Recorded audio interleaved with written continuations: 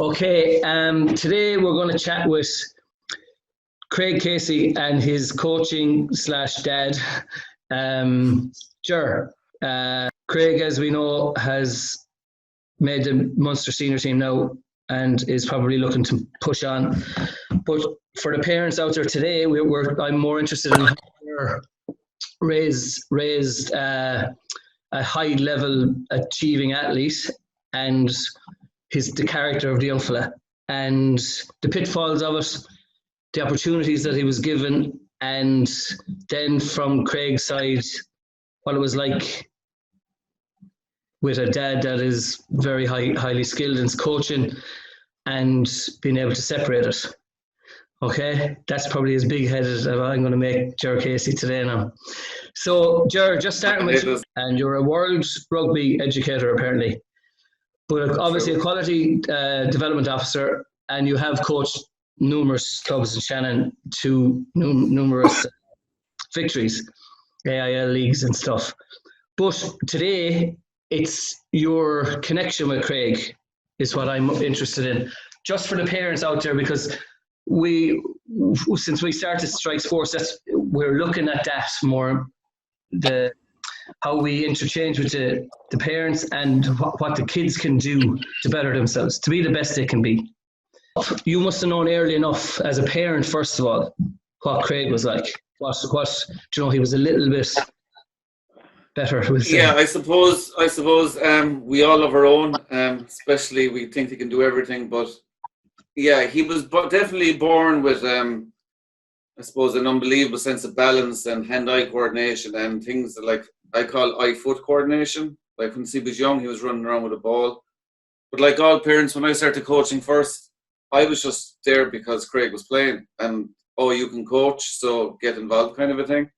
So from the early days, yeah, when you see your own kid, like, mixing with 20, 30, 40 other kids, and you're not really taking any notes because you say it day in, day out. But when you hear other little vibes coming from, did you see what he did? Did you see what he did? I suppose that's when you get an inkling that there's a bit of talent there. But from an early age up to, I suppose, till Craig went into secondary school, it was all fun-based. It was never any pressure in relation to trying to upskill him. It was just about him having fun and as many things he could do, really. Yeah, that's the thing that I noticed as well. I think we try and coach the kids in an adult way too early. Pass the ball kind of thing. Rather than development.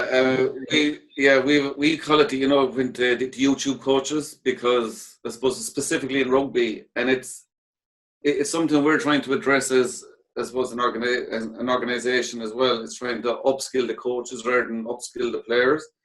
So seeing something on YouTube that you've seen the All Blacks do or Man United do or whatever do, and you bring it down to your under 6s, 7, 8s and 9, it just doesn't transfer. Whereas my whole attitude, and it changes as you go along with your coaching journey as well, I suppose, is that when I was a kid, I never went down and set up a drill. You just went down and played a game, and that's how you got better. So in relation to that phrase, whole part whole, you let them play the game. If you see something wrong, try and give them a few skills to try and rectify it themselves rather than coaching it to them, and then throw it back into the game.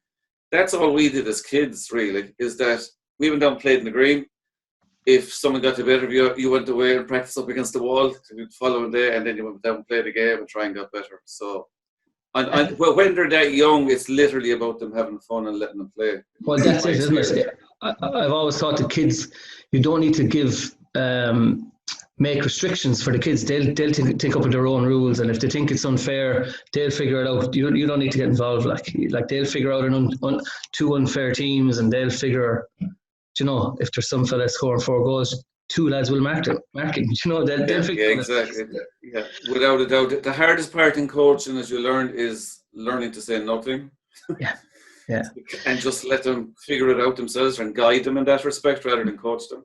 I always wondered, when the two of you, like, I know you coached him in art school and stuff. Like, probably the first time you coached, we'll say, we've gone from the kids to the next level. We'll say now he's seen a high standard of coaching and more probably tactical stuff and things like that.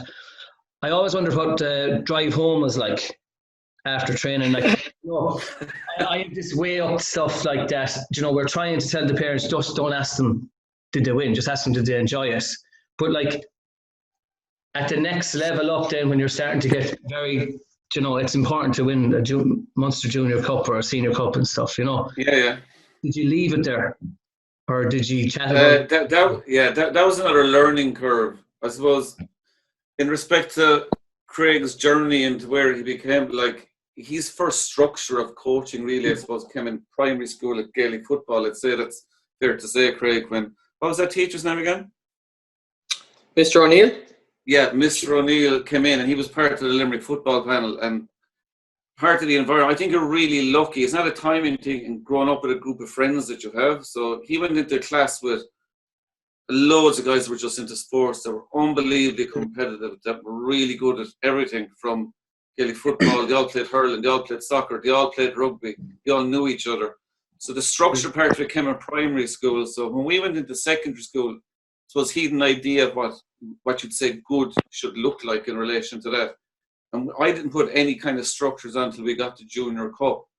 And I suppose then it's when I saw that he wanted to get to another level more than anything. So the first few times, like, we clashed on the pitch, but I think we made a rule after a while. I said, listen, Craig, it's nothing personal here. We have to leave it there.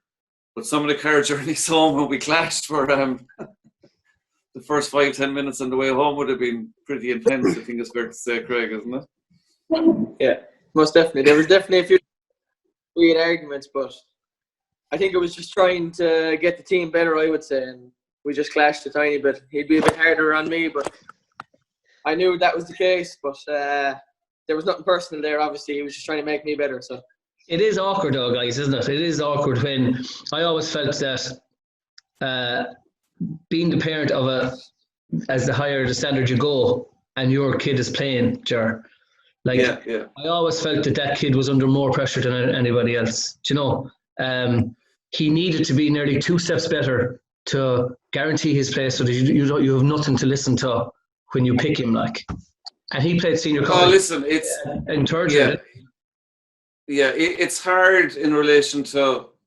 I always felt that I was pretty hard on him all the time because of that. But at the same time, it came back twofold from Craig because he always wanted to get better as well, if that makes sense. It's one thing you notice with high achievers, I suppose, in anything.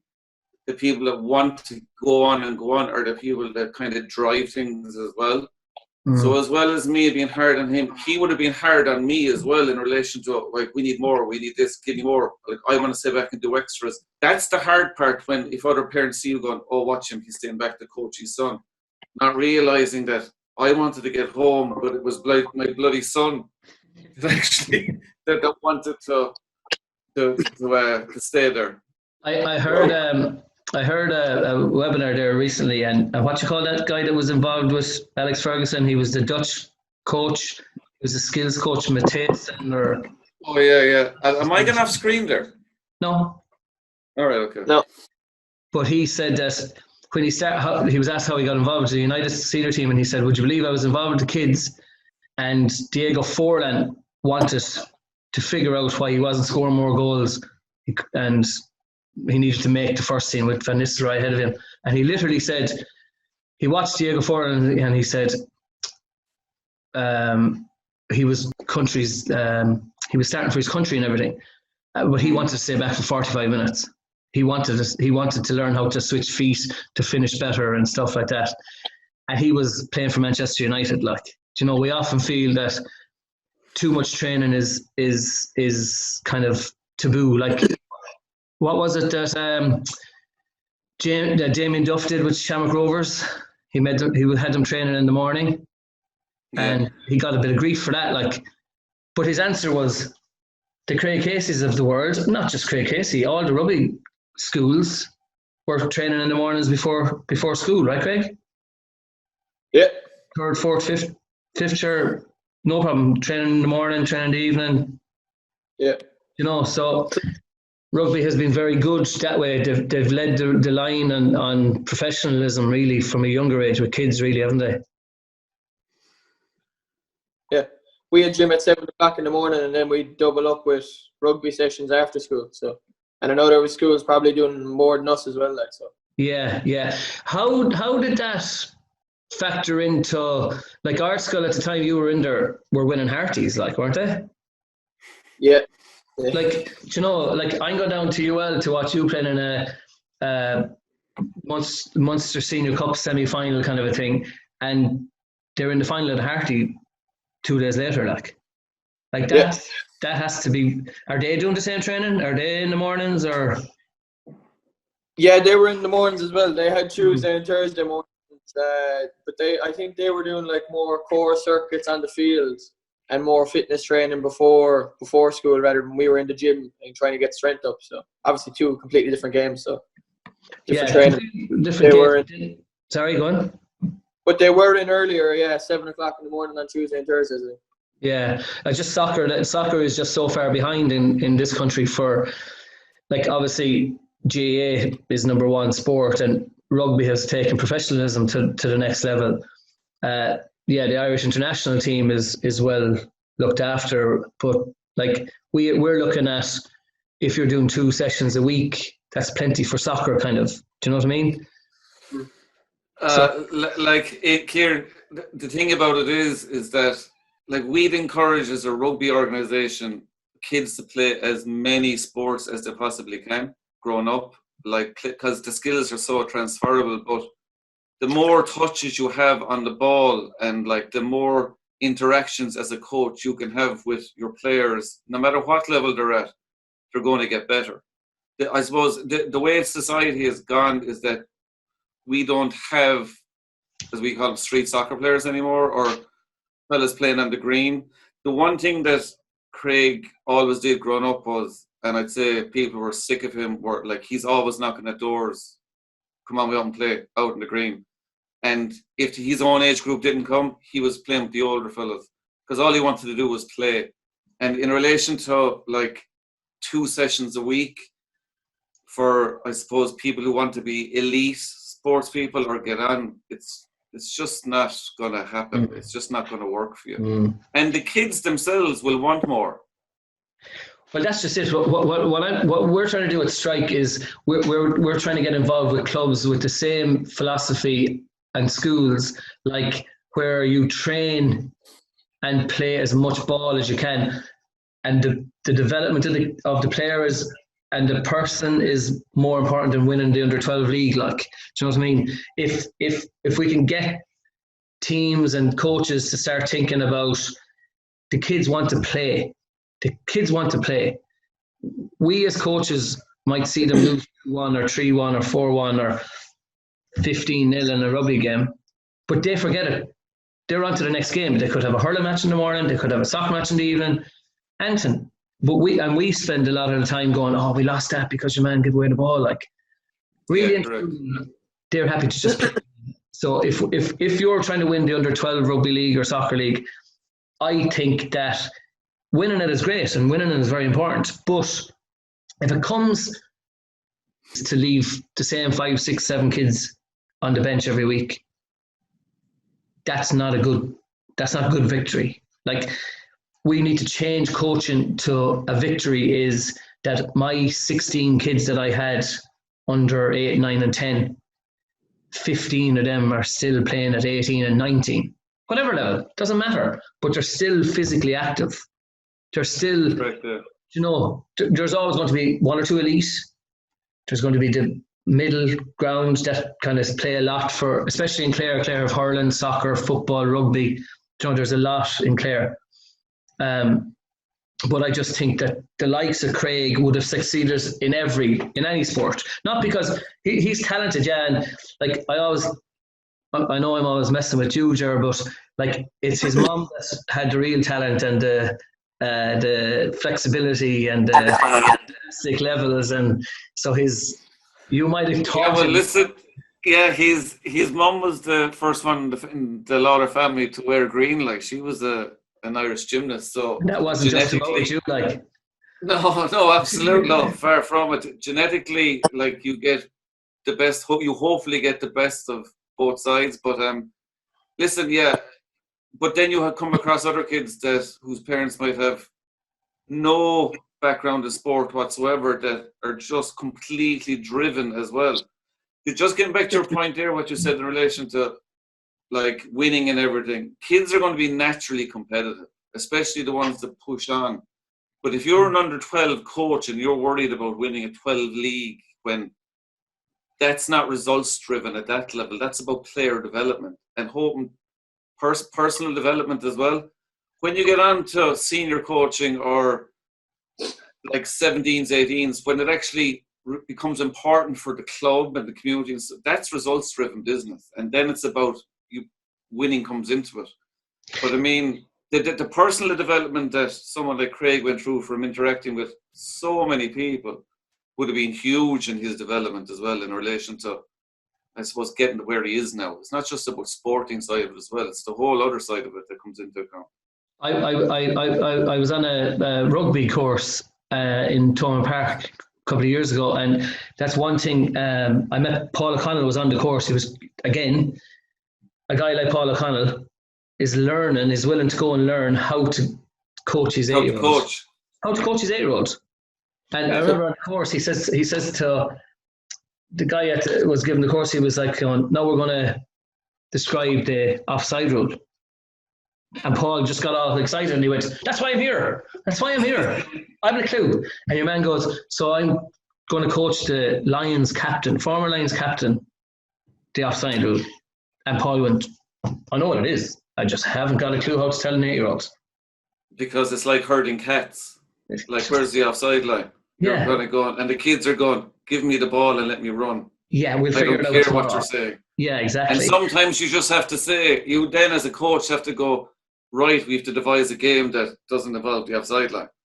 Because that kid over there can sidestep and run around 4 or 5 different people. And has a clue about that stifle him from doing that. Yeah. Exactly, yeah. And like, another question for you as an RDO and like a senior rugby coach as well. Yeah. Having come through the schools and everything. Like, what are the pitfalls that you see from, I know, like, as you say, we all knew Craig had something and he's been fairly lucky with injuries, I'll say, that nothing has been career threatening, like, and stuff. But what are the pitfalls that other kids, and this is to both of you, Craig and Ger, like, what do you see your buddies, talented buddies, as you say, your school was very talented that year you had or whatever. Why aren't they playing? Or I'm sure some of them are still playing. There's probably a couple with Limerick, isn't there? But what's the? For me, anyway, growing up in my year from Cardiff primary school all the way to art school, I think there was a lot of sport played by everyone. So I'm lucky in the sense that all my friends probably still play sports, whether it's hurling, soccer, or like Gaelic football for their local team, or rugby itself. So, like you said, there'd be a good few people in my year that have went on to play for Limerick. Conor Boylan and Brian Ryan are actually in the Limerick senior team at the minute. So that's kind of cool to look across that. And then there's loads of people that are playing AIL week in, week out for clubs. So I'm the fact that my friends still play, but there would be a lot of people that drop out after school. Yeah, I know that. From my point of view there, Kieran, on that one, so when you see real talented kids, there's loads of them in every sport and everything. But it's what you notice with the kids that push on is that they're not just happy being talented kids. They want to put the work in to get better and better and better. Some kids, when you ask them to do about extras and you set up extras, when it gets serious now, they don't want to do it. Whereas at every sport, like, it's great having talent, but unless you're going to work at it, forget about it. Well, it's that famous saying, everybody wants to be a pro until you're a pro. Till you realise that it's not just Saturday afternoons with 30,000 people roaring your name, like. There's a lot absolutely. Between Monday and Friday night before that game on a Saturday, like. Another difference that happened from our generation in relation to, because we played everything up till we were 18, and then we made a decision. What you're finding now is that a lot of kids will actually go, right, I'm going to specialise now in something. Like Craig went to Kennedy Cup, played Kennedy Cup, and after he missed the penalty against Cork in the fourth place playoff. Wasn't going to bring He it just up. decided, you have to throw something at him every now and then. Yeah. He just decided on his own, that's it now for me. I'm done with soccer. I'm concentrating on rugby. And that was his decision straight away. So we find a lot of kids now are doing that and going, right, this is what I want to do, and throwing everything at that. And that's a great big debate, isn't it? What age is that, and what age? When is that decision to go elite? My opinion on that is, for what it's worth, is elite. People have to figure out what elite is for them. Like for Craig, we're all hoping playing for Ireland as a senior rugby player and being better than Conor Murray soon is his elite. Whereas my elite may have been playing for my club, my senior club, say Shannon Rugby Club. Do you know what I mean? Yeah. That might be my. But that's the highest performance you can get to. And you know what? The one thing I'd say is, we use that word elite. That makes it sound as if it's a very small niche. If you go high performance is doing it consistently at whatever level you get to. Yeah. But the real high performers are the ones that actually do it every single time. For some of the parents that I've when I was Kennedy Cup coach last year, we had a player. You had a 15s academy player, and I had the same player in the Kennedy Cup. So I had a chat with you, and you said no, 100%. Like the more other sports he plays, eventually, he's going to be a cracking player. So his hand eye, his leg eye will be will be improved by the time he comes back to us. Parents are asking, like, he's played everything out up to 14s, and this is why I asked you earlier, Craig. You played Kennedy Cup, and in fairness, you were the semi-finalist. It's never easy. You played Kennedy Cup. You were very quickly brought into the rugby academy system, but a lot of that Kennedy Cup squad, definitely in Clare, 50% of them are gone. They don't play for Clare again, because they feel that, we're done. That's Kennedy Cup. There's nothing there for them really. Now we've tried to bring in 15s and 16s and stuff, but Kennedy Cup is still big, isn't it? Did you enjoy Kennedy Cup? Oh, absolutely loved it. At the time, it was the biggest thing in the world, and when I missed that penalty, oh my God, devastated for a few months afterwards, the whole summer, but like you say, it is probably the biggest thing when you're growing up as a soccer player is to make the Kennedy Cup, and then there's not much after that. You can't really look on and say, oh, look, I have another Kennedy Cup in 4 years' time at under 18 level. It's either you get trials for Ireland, you get trials for North Munster, or it's gone, really. Because you don't get a chance to play at high level again. That's what we find here in Clare, that you'll have one that might get a high performance trial above in Dublin with the Irish development squad or something. Yeah. And now we have a pathway into the League of Ireland with Galway, and if Limerick come back next year and stuff. But even when were you Kennedy Cup 5 years ago? No, 7 years ago. Yeah, 6 or 7 years ago, I'd say. Yeah, there wasn't a whole pile for you to do, and I think that it is getting better soccer wise, but the fall off, I feel, is because club coaches want to win the under-14 league more than they want to develop 14 players, 18 players. Do you get me? I don't think you need to be an exceptional coach to win an under-14 league if you've got 9 or 10 good players. Do you know what I mean? Yeah. But you'd be a really good coach. I know. Well, Jar. I don't know what happened there. Sorry. You're okay, but I just think if our mentality could change to personal and player development, and if you need targets and kind of what you can term as a success, I think it should be numbers playing at 18, 19. If I have an under-14 team, I'm successful if they're all interested in still playing at 18 or 19.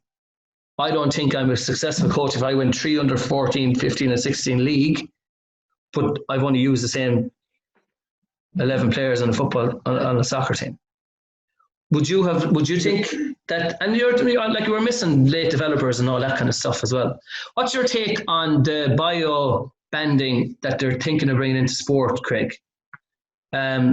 It's basically under 40. I know it sounds very technical, but all it is literally the smaller guys play a year. They play a year down, and the physically more developed guys play a year up. Do you know? So like what they do in New Zealand. I was about to say, they do that in New Zealand. They play rugby by the weights. So, yes. I suppose for big guys in terms of rugby anyway, that would be for them to develop their skills, their normal hand catch skills and stuff like that, because they won't be able to rely on their size as much as they would be if they were playing against the little kids like myself and stuff like that. But growing up, I really didn't care that I was the smallest on the pitch. I've said that before. Like, it probably made me a better player in terms of working on skills such as tackling and stuff like that. So I love the challenge of that, but I can see why it would be brought in, because if you're a small kid and you're getting trampled on every week, it's probably not going to be as enjoyable as around kids that you can use your skills rather than size. What's your take on it? Yeah, the other side of that is that I think here in Ireland at all sports, we do a disservice to the bigger kids, because as coaches, we want to win. So it's like, give it to Tommy, the big kid, and Tommy runs around people from he's 10 till he's 14. And then Tommy turns 15, and then suddenly everyone's as big as him, and Tommy can't run around anymore. And Tommy might be an absolutely gem of a kid with loads of athletic ability, but because as coaches we haven't coached him skills that he'll need when he gets to this, Tommy drops out, because now Tommy isn't the golden boy anymore. And I think we as coaches, no matter what, need always to not even concentrate on the weakest link. Like, if Tommy's that good, let's give Tommy other skills that he can bring forward as well. And then don't expect Tommy to do everything as well when he is. So if Tommy's brilliant at one thing, or if he's very good at it, let's aim to make Tommy world class at that and let him work at the other stuff, because no one can do everything. And that's why I think like it's very, very easy. Like Paul O'Connell, go back to himself. So Paul, when he started to coach, went over to wrestling and was flabbergasted that Dan Carter was doing this simple drill called the post drill, and is doing it for 20 years. And so why is Dan Carter still doing 20 minutes of extra catch pass? Because Dan Carter is world class at catch pass, and that's what makes him stand out. And he still does it. So, why is Tony Kelly still practicing what he does since he was 10 or 11 years of age? Because that's what makes Tony Kelly the player he is, and he wants to get better and better at that. Keane Lynch, like all the sports, like, just keep doing what you're good at, aim to be brilliant at that, and work at something else. But that has to come down to coaching as well. Tommy, you're useless at heading. Tommy won't head the ball anymore. Like, instead of, Tommy, you're brilliant at this, but let's work on your heading, because that you someday, and next thing Tommy gets that as well. Yeah, So. We all fall into that, giving the ball to the big fella. I mean, if we can get coaches, and that's genuinely, that is one of the main reasons I got involved with striking. It's starting to come from coaches and parents, and it is ironic, because I can talk to a parent one day and they're complaining that their kid isn't getting a game, and I'd explain the development pathway and how we see football, and how we're trying to make it that we develop players while still being competitive in games. Like, we go to win the game, but game time is not affected. And a couple of months later, the same kid is starting. Got a few games, went up a couple of levels and he's comfortable and he's a good starter. The same parent has come to me, not the same person, but plenty of parents have come and said, you're rotating too many of those players. They won't win that game. They won't keep winning it. They won't win the game, you know. But the same person 3 months ago would have been given out if her Johnny wasn't playing, you know. It's a real balancing act, isn't it?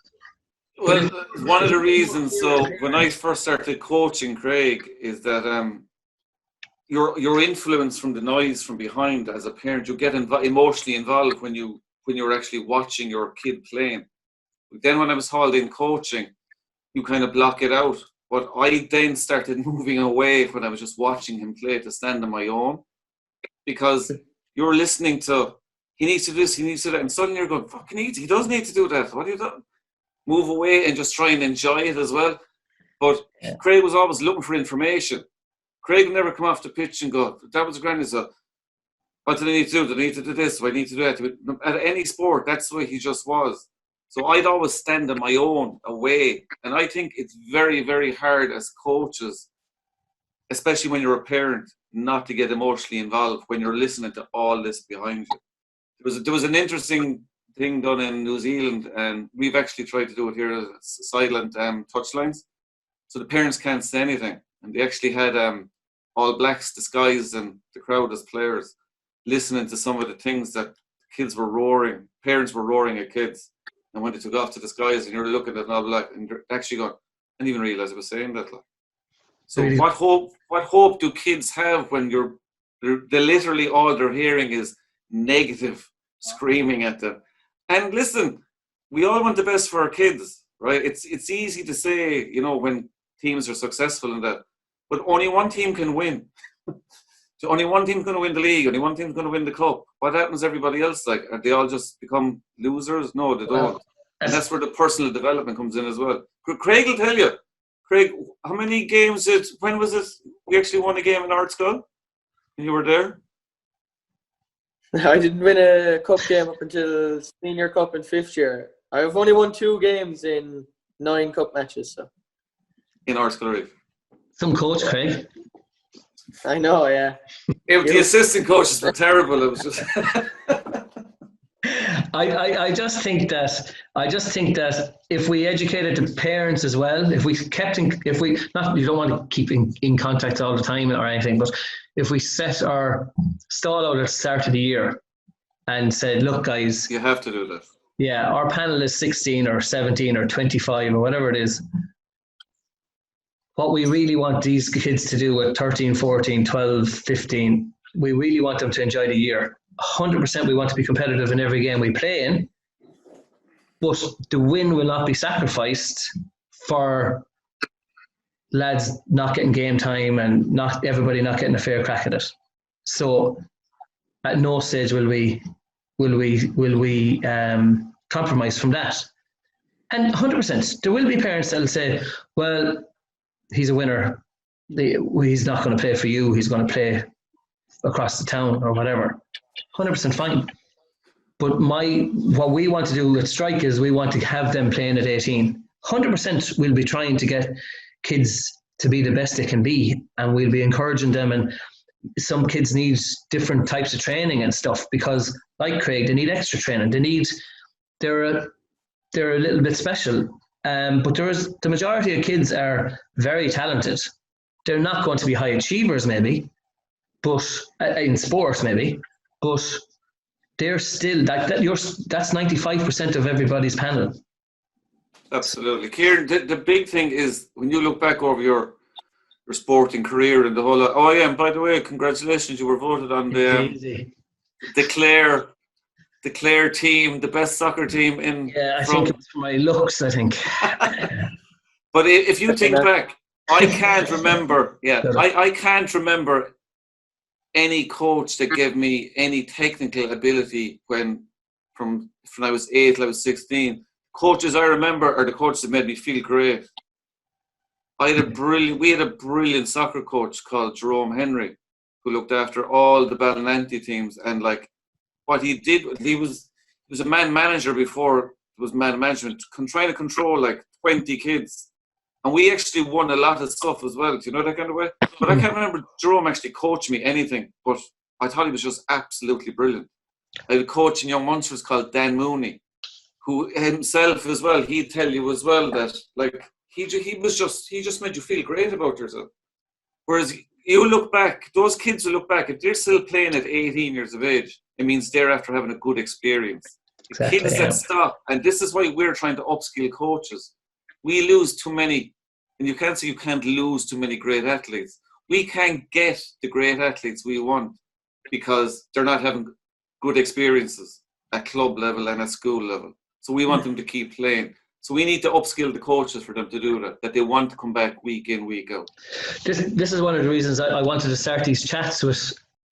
Look, it's very easy to highlight the talented kids and stuff, but the reason I'm doing it is there's genuine kids that really look up to these, and I want them to be local kids that they look up to. I mean, we can all look up to Messi, but none of us are going to, do you know what I mean? But getting, like, I know my little kids, Kieran, like, once Craig has mentioned, like, everybody stops and you know, and it's super, but it gives him a local talent that it is achievable.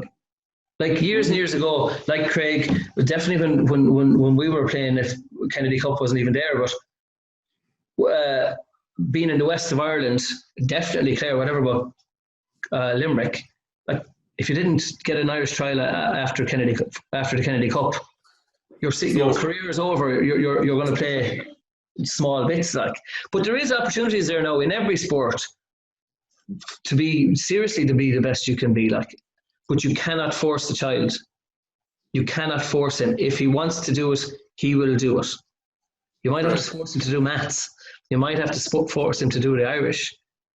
But if he doesn't really, really want to be kicking the ball out the back, trying to score from different angles, trying to tackle something, that's a love for the game. Like, I'm a firm believer that talent is God-given, but it's also the hard work is a lot easier if they love it.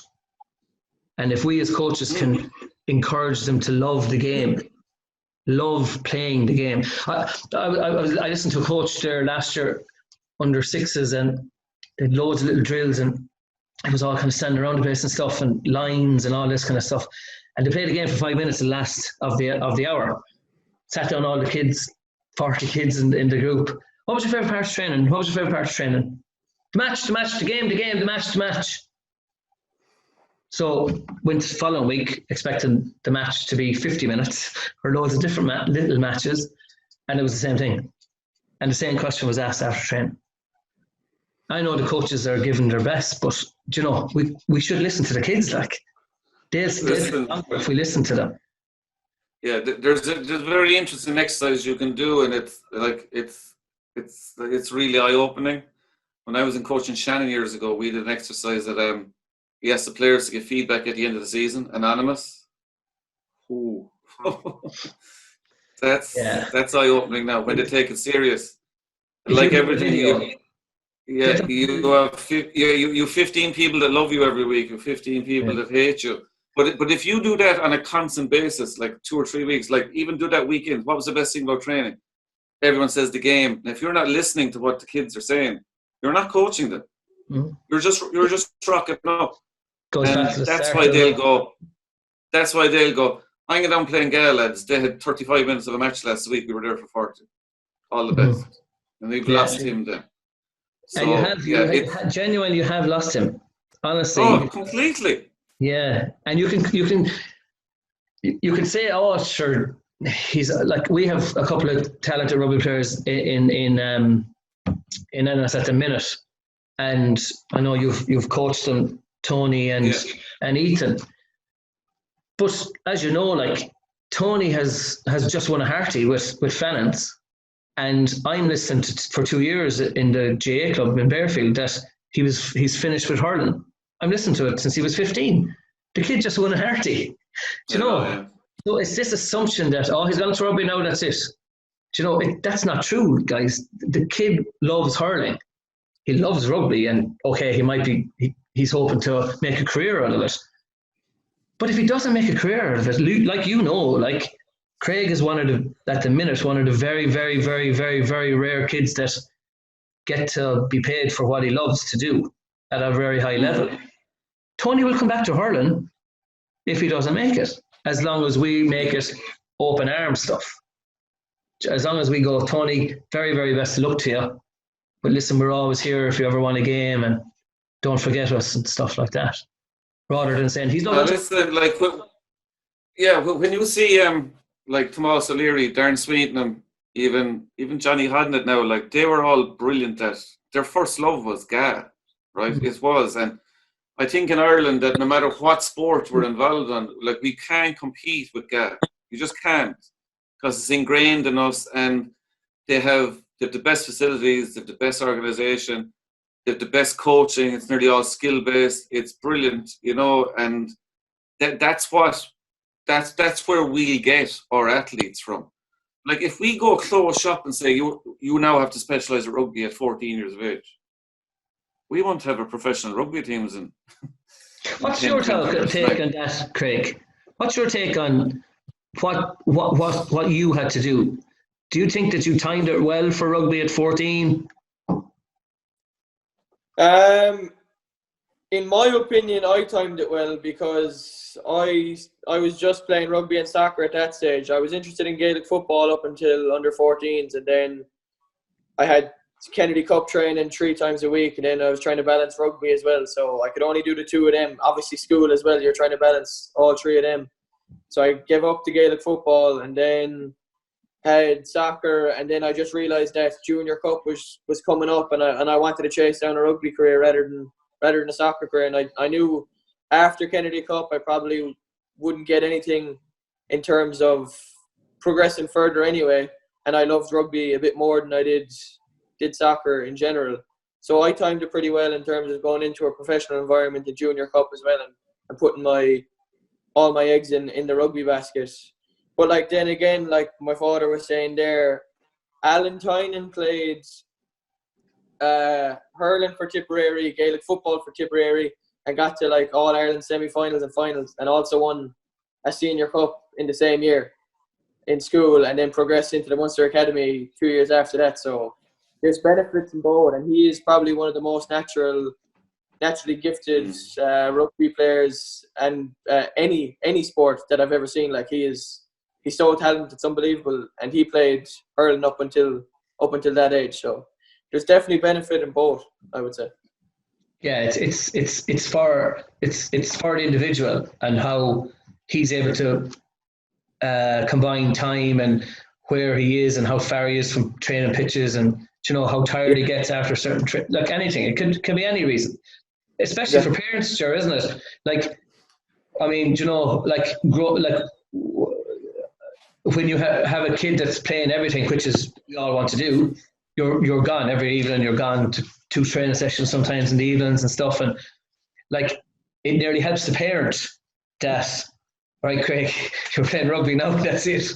Soccer training is over. GAA is over. Swimming is over. Athletics is over. Good luck, it's over. Let's go one sport.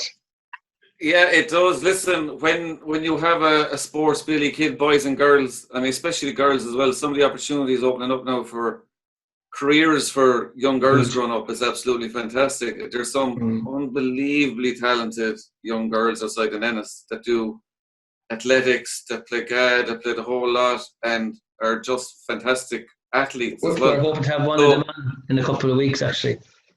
Yeah, so like as a parent, when we come into our systems, we have a parents' night, and they think they're coming to the kids are being, spoken to.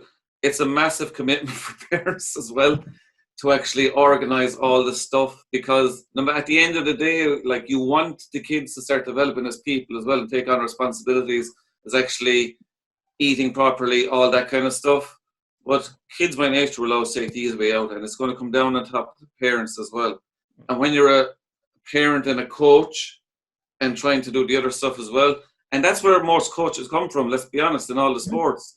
Yeah. You're there because you have an interest in your kid, and suddenly, come on, give us a hand. You might know what you're doing, but you'll go out and rock up. And when you're hooked, you're hooked. The kids get their claws into you. that's when then you're out 7 days a week doing stuff. And listen, don't get me wrong, I wouldn't change it for the world.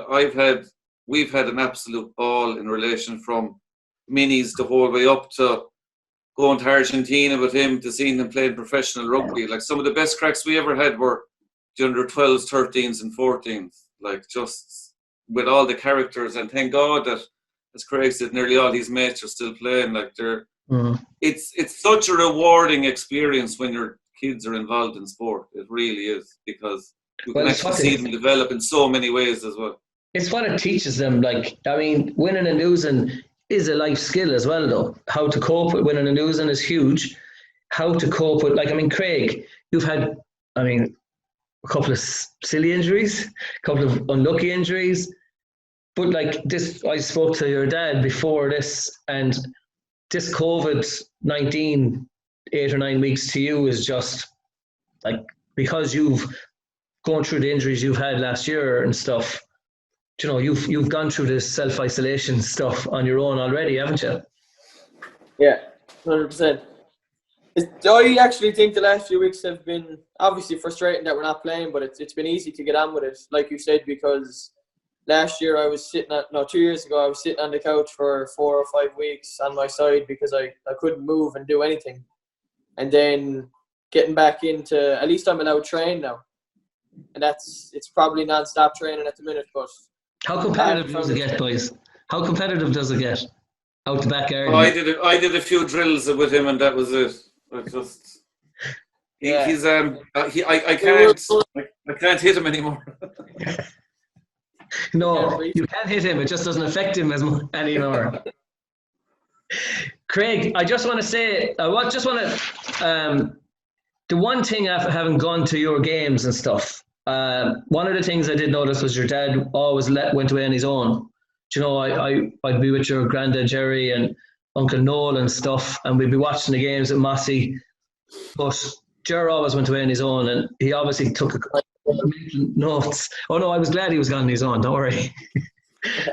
But the one thing that Noel and I would often say coming home in the car was the respect the opposition had for you afterwards. Like, okay, talent is great and stuff, and being the best player in the field is lovely, and man of the match and stuff. But the respect that I remember above you played Leinster. Do you remember the day that nobody knew who won the Interpros? Yeah. Right. Yeah. And Fiach and his mom were going ape above. I remember. Here, if you get Fiach on this, sorry for interrupting you. Ask him, did he actually know the rules of that competition? I don't think anyone knew the rules, I don't think. But I remember the two scrum halves calling you over from Leinster. I know, obviously, you probably knew them from academy stuff already, but they wanted the picture with you.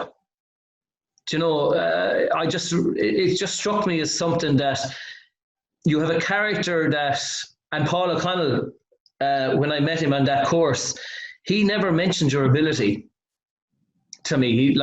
I suppose it's a given that you're good, but what he did say was your attitude and your attitude to training and learning and getting better and is above like anything he has seen. And this guy's a lion. Like, did that come from home? Is it the love of the game?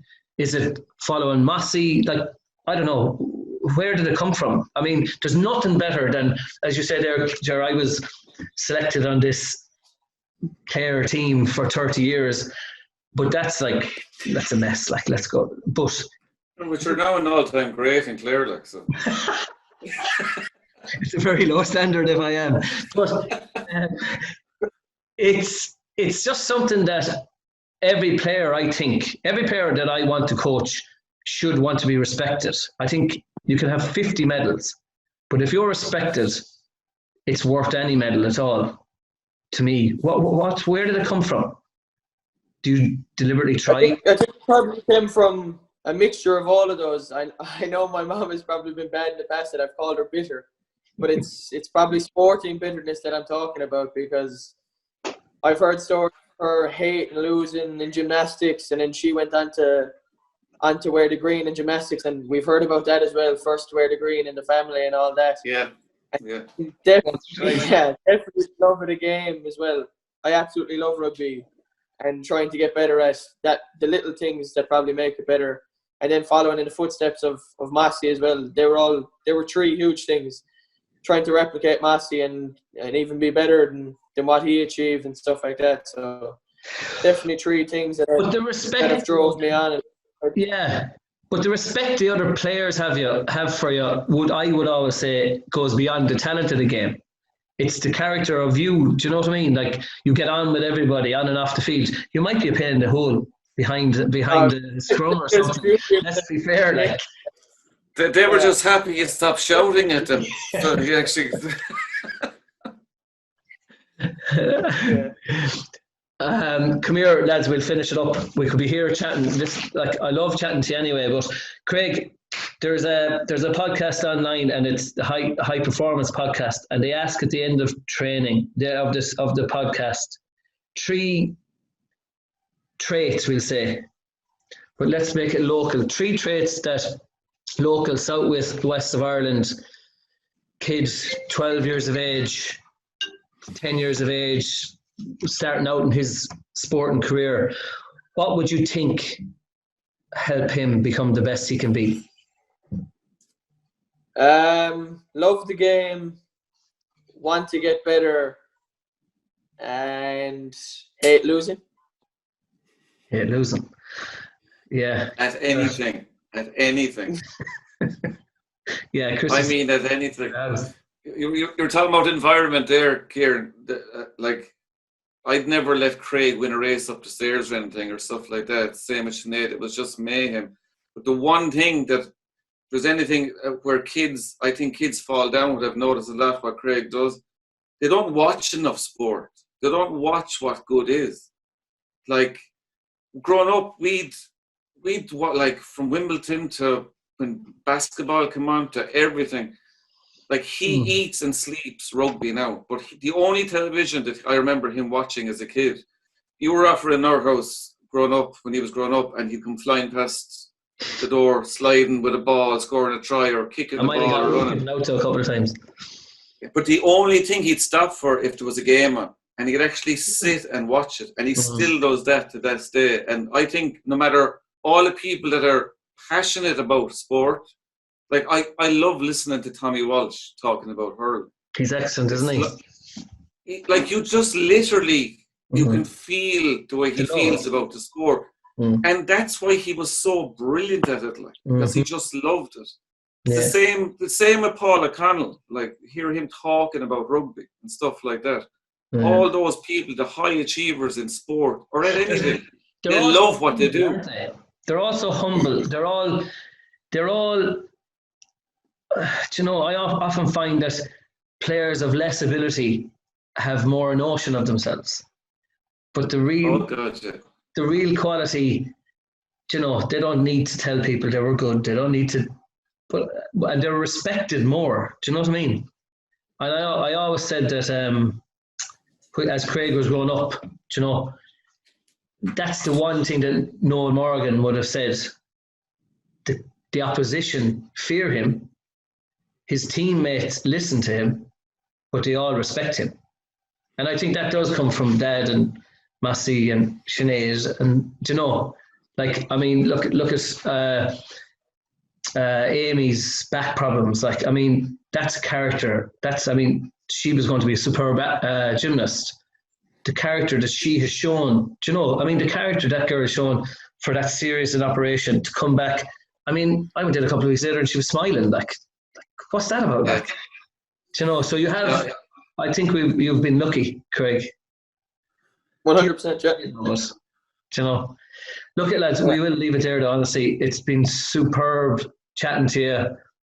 We have, in the next couple of weeks, we're going to talk to maybe more local, Craig, but you are in Clare now, so you can go to Kilkee, right?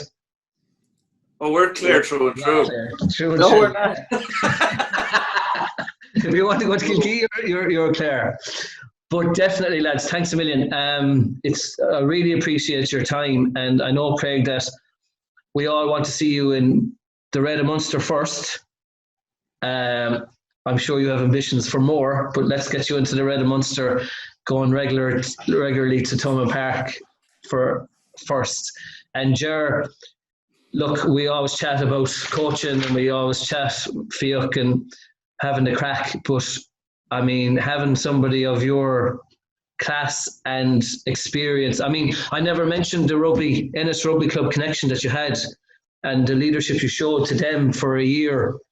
I know talking to Richie Murphy, their president, you showed them, I mean, Richie is great, but you brought in this professionalism, that the drive to win 8 in a row matches that they'd never won before or for in a long, long time. And I know it's still with them. Do you know what I mean? I know they're still on an upward curve, and it's been great to chat, and maybe we'll do it again sometime.